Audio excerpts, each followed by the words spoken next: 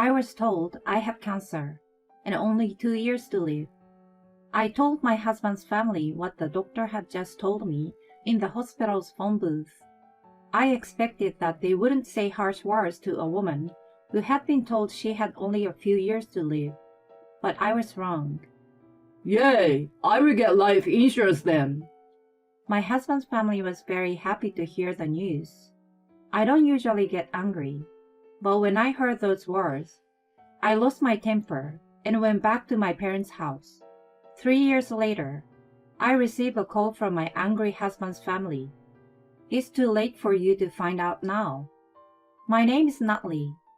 Ever since I was a little girl, I was chubby and the quiet type, so I found it difficult to get along with the people around me. I was often bullied and had no friends, so I spent most of my school days studying. In junior high school, I was bullied in such a way that the unpopular student had to confess his feelings to me and go out with me. Of course, I once tried to change myself by going on a diet, but no matter what I tried, it didn't work and I gave up. I tried all kinds of diets, but none of them seems to work. I tried things like supplements with the money I earned from my part-time job, but they all failed. At home, my mother was divorced and she was raising me as a single mother, so I could not talk to her about my problems at school.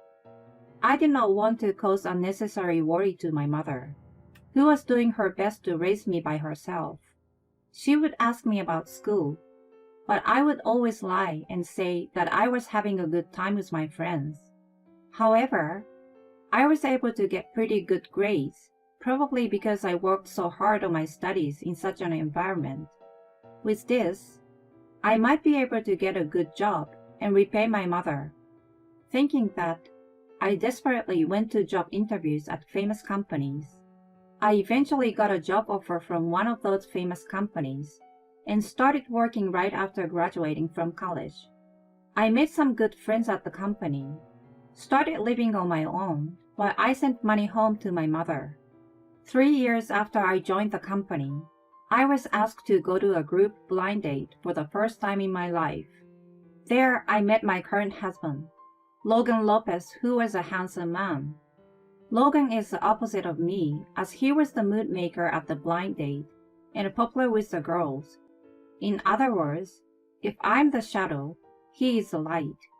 Whenever I was asked about anything at the blind date, I would blurt out a simple answer and made sure I didn't stand out. I couldn't get used to the atmosphere, and halfway through blind date, I said I was going to get some fresh air and went out of the restaurant. While I was taking in the nice air, Logan came up to me there and we had a conversation. This is how I met my husband. I heard girls keeping an eye on me from that day on, but I wasn't afraid because Logan was there and he protected me. Not many years after we started dating, we got married and Logan became my husband. But I had no idea at the time that our days of happiness would turn into a nightmare. Excuse me, Natalie. I've always told you to finish cleaning by morning, haven't I? It's impossible to work efficiently with a body like that. My mother-in-law, who is sarcastic, and my sister-in-law, who makes fun of me. These two people never get bored of making offensive remarks to me every day. Since I got married, I have been living with my husband and mother-in-law, and I pay for all the living expenses and utilities. My sister-in-law comes to visit our house occasionally to make fun of me. Our house is newly built, which I bought for a happy married life with my husband. It is the opposite of the happy life I had envisioned though. My husband does not pay for anything related to our living, and he comes home late at night. Even though he was aware of what my mother-in-law and sister-in-law were saying to me, he never showed any signs of helping me, unlike when we dated. Ever since we got married, my life has been like this every day. Perhaps because of this stress, my health has not been so good recently. I was sluggish, feverish, sometimes had difficulty breathing, and was frequently anemic, which was terrible. But every time I asked my mother-in-law about going to the hospital, she always said the same thing. You can't take care of yourself because of your sloppy figure. Do you really need to go to the hospital? I was treated the same way at home as when I was a student, even at my age. It is very hard to find a place and time to rest in the house I live in. My husband, who used to always help me, has now joined my mother-in-law and sister-in-law's side. There is no place for me anymore. I thought that every day, so I didn't dare to rebel. I spent money, worked, and lived for my husband's family, not for myself. I realized along the way that he had married me as a money grabber because my salary was very good. I was honestly angry, but I didn't have the courage to divorce him and go back to my parents' house, so it has stayed this way. Even though I knew that my husband was involved with several women and that my mother-in-law had a gambling habit, I pretended to ignore it. I had all the evidence I needed just in case, but my lack of courage prevented me from revealing it. However, if the opportunity arose, I would be able to proceed smoothly with this evidence. With that in mind, I kept the evidence in a safe place. The stress of my daily life continued to increase day by day, and I finally collapsed at work. I found myself in a hospital bed with an IV in my arm. I did not know why I was in the hospital. Soon after I woke up, a nurse came to me, followed by my doctor. Are you feeling alright? Yes, I'm fine. Have you felt any physical discomfort anywhere recently? Tiredness or nausea, for example? In response to my doctor's question, I tell him that I had been sluggish, feverish, sometimes had difficulty breathing, and was frequently anemic. The doctor told me that I would be kept in the hospital for a few days and left. The nurse said that after I collapsed at work, my boss found me right away and called an ambulance. The people at work have been very good to me, so I must thank them later. But to be honest, I was kind of glad I didn't have to go home while I was in the hospital. No mother-in-law to nitpick and be sarcastic every day, and no sister-in-law to badmouth me. That night, I had a good night's sleep for the first time in years. However, I had a bad cough at the breakfast and did not feel very comfortable. Just the day after I was brought to the hospital, I began to notice more and more discomfort in my body, and I talked to my doctor about it. The doctor said he would extend my hospital stay and do a detailed examination. At this time, I had no idea what was happening to my body. 2 days later, when the tests were to take place, I began to feel my muscles weaken. The doctor told me that I should stay in the hospital for a month. I hadn't contacted anyone yet, but thought I should tell my family, so I decided to call home. Hello? Hello, this is Natalie. I'm calling because I'm actually going to be in the hospital for a month. Oh, really? It's so peaceful without you. Take care. Just please make sure to do the usual payments. My mother-in-law answered the phone and immediately hung up with only that when I told her I was going to be in the hospital. Well, I expected this, so I was not surprised. While being sarcastic, she asked me to make sure I paid the bills. I wondered what they would do if I didn't pay the rent, utilities, and other bills. I also happened to find out in the process of cleaning up the house that my mother-in-law actually owed a lot of money. She had been putting off the repayment of that debt for so long that it had gotten to the point where she asked me to make the payment. It was shortly after we got married, so she wasn't that bad. But after I promised to make this payment, her attitude changed drastically. Looking back, I really wonder why I made that promise. However, not knowing what she would say if I rebelled now, and not having the courage to rebel either, I had no choice but to listen to my mother-in-law. Then, 2 weeks after I was hospitalized, My doctor came to my room. Good morning, Miss Lopez. I'm here to tell you the result of the test.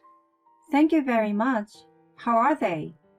It is a very serious matter, but you have cancer. For a moment, my thoughts stopped. It would be hard to accept being told out of the blue that I had cancer. However, I had to accept it considering the sudden abnormality in my body. A real disease is where a healthy body gets worse and worse. At first, I thought it was just fatigue or a cold. But the true name of a disease cannot be determined without an examination. No one would know. The doctor told me that I had already reached a critical point, that I should expect to live only a few years, roughly 2 at the most. That's what I was told. 2 years to live. That sounds like a very long time, but it is very short. What shall I do now? That might be the first thought of those who have been told their life expectancy. In my case, I regretted my life first. I was harassed and ridiculed for a long time because of my body shape, but I was blessed with a good job. I thought I met someone nice and that it would change my life, but that was short-lived. I had more problems I had to face at home, and my life was the same as before.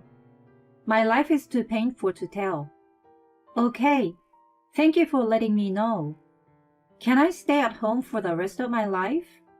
As long as you come to the hospital regularly and take your medicine every day, that would be possible. The doctor allowed me to stay at home, so I was returned home in a few days.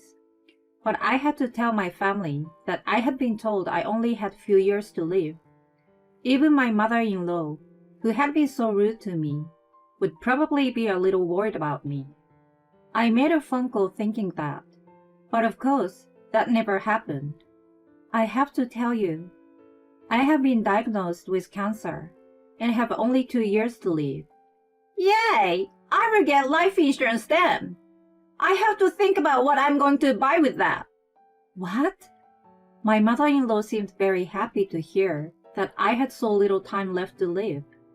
My sister-in-law, who was listening from behind, was also so pleased that I could hear it from the other end of the phone. Why don't these people have even a piece of a good heart? And then I heard my husband's voice, which sounded like he must have just returned. Hey, you are home. Natalie said she has only 2 years to live. Seriously? My husband, whom I thought married out of love for each other, laughed about it too. Why did I fall in love with such a person? Many things were going round and round in my head. I had reached my limit. The moment I felt that, my blood rushed to my head, and for the first time, I snapped. Your relative has been given a life expectancy. How can you people react like that? For your information, I will not returning home from now on. You don't have to come back, but make sure you pay the bills, okay? I am left with silence in the quiet hospital phone space. Tears welled up in my eyes as I still held the phone to my ear. I felt frustrated, strained, and sad. These emotions were flooding my eyes. I wondered if this is how families are supposed to be. Why do I always end up like this? I must change. I can't be the same as I am now. I went from feeling sad to feeling like I finally had a chance to change. I had always listened to what others said, and had never been able to move forward because I didn't have confidence in myself. If I don't change now, I will just repeat these bad memories forever. By expressing my anger toward others for the first time, I finally started to move forward. I would change. With this, I returned to my parents' house on the day I was discharged from the hospital. I'm home. Mom, I'm sorry I came home. I was about to cry when I saw my mother's face. She hugged me slowly and welcomed me back home. She's my favorite, most trusted, and respected person. I was crying, but I told her what had happened at home and explained every detail. I also told her that after I collapsed at work, I was hospitalized, and after tests, I had only 2 years to live. My mother was shocked and saddened by the news. However, she strongly told me to have hope for life and not to give up. I intend to move forward so that I have no regrets. But of course, I don't want to end my life in 2 years. I have packed all the evidence of my husband's family, his affairs, and my mother-in-law's debts in my hospital bag. I am glad I was vigilant about these things, because they could have been thrown away while I was gone. My mother also seems to be willing to help me consult with lawyers and others, so we decided to work out the sequence of events and what to tell them beforehand. And then, there was the life insurance they were so happy about. I looked it up on the internet and found out that it is possible to change the beneficiary. So I decided to make my mother the beneficiary of this insurance. Since I have no children, this would be the best way. And from the next day, I was busy. After a while, I returned to work and spent time with my mother and friends, making the most of each day. In the meantime, I did not hear from my husband's family, which probably means that they too are spending their time now. I realized that 3 years had already passed. I had 2 years to live, but I continued to go to the hospital and take my medicine without forgetting, and I was able to live this long. The symptoms of my cancer are under control, and my body is recovering to the surprise of the doctor. I wonder what would happen after I was told you didn't have long to live, but I'm happy for you, Natalie. And you look so beautiful, my mother said, smiling at me with tears in her eyes. While I have been busy since then, I've also done a good job of improving myself because I knew I had to change. Because I was living a healthy life without stress from my husband and family, I succeeded in losing weight and changed so drastically that it was hard to tell who I was. Even at work, people were talking about how much I had changed, and I was well prepared with my lawyer. Suddenly, the phone rings. The caller is my husband. What are you doing right now? Our house is in a lot of trouble. What happened to the insurance money? My husband calls me and starts talking about debt collectors coming to their house and complaining about the fact that electricity and gas were cut off today. He says that his mother has a headache because of the debt collectors, and then she has been lying to them that the debt was created by me. Why should I care about the people who have been laughing at me? What the hell? My husband sounds a mixture of surprise and anger at my aggressive remarks, and from his point of view, I guess he wants to say, Who do you think you are when I went to the trouble of taking you in, when you didn't have anyone to take care of you? In the past, I would have been scared to death the moment my husband called me, but I'm not like that anymore. Also, I won't pay the rent for you anymore. If you don't move out of the house by the end of the day, you will be evicted. You! My husband snapped at me on the phone, but then I hear my sister-in-law getting angry from far away as well. I had him put the phone on speaker and explained from the beginning to end about the debt, about my husband's affair, and the numerous ways they have harassed me. I tell my husband's family everything I had never been able to tell them. My husband and sister-in-law listened to what I had to say and didn't say anything after that. They probably had nothing they could say back. And all of this had already been discussed with the lawyer, and that the lawyers would soon go to my husband to proceed with the divorce. Natalie, I'm sorry for everything I have done, so please forgive me. I can't do anything without you. It's too late to realize that now. Besides, it's my money that you need, not me, right? That's not true. The truth is that I was grateful, but my mother and sister threatened me. My sister-in-law snapped at my husband when she heard that statement. Even I could tell right away that the statement was a lie. I was amazed at how he could lie without hesitation. I'm sure my husband will get the cold shoulder from his family after I'm done talking. My in-laws were a mess. This is what they deserved. Nothing you can say will change my mind. Please proceed with the divorce with my lawyer. Natalie. I pressed the end call button. My fingers were trembling, and I feel my strength drain from my body all at once. For the first time, I have the courage to take the first step toward the person who has been harassing me and end things on my own. Tears well up in my eyes as I realize that I have done so. My mother is right there beside me as I was talking on the phone. She hugged me and praised me for my hard work. Her kindness filled my heart, and I cried in my mother's arms. The tears were not tears of sadness, but tears of joy that I had changed. It was clear to me that at this moment, I was no longer the same person I was before, and my consciousness faded away as I left these words behind. Thank you, Mother. I woke up 3 days later. My body was equipped with various machines, and thanks to the oxygen mask, I could barely breathe, but I could not speak.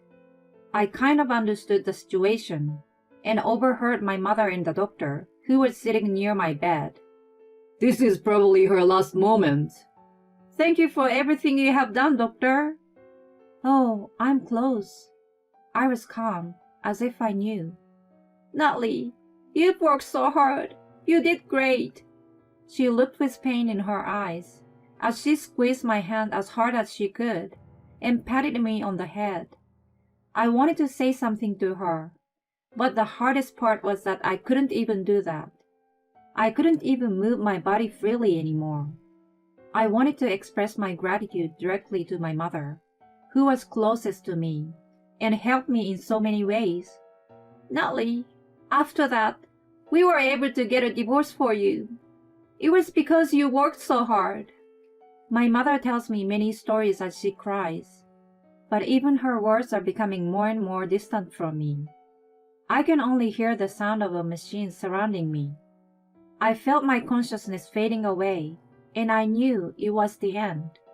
I squeezed my mother's hand back with my last bit of strength, and I mouthed, "Thank you." God gave me a chance to change, and I properly accomplished that chance, so I don't have a single regret. If there's a next life, I would like to live as myself again.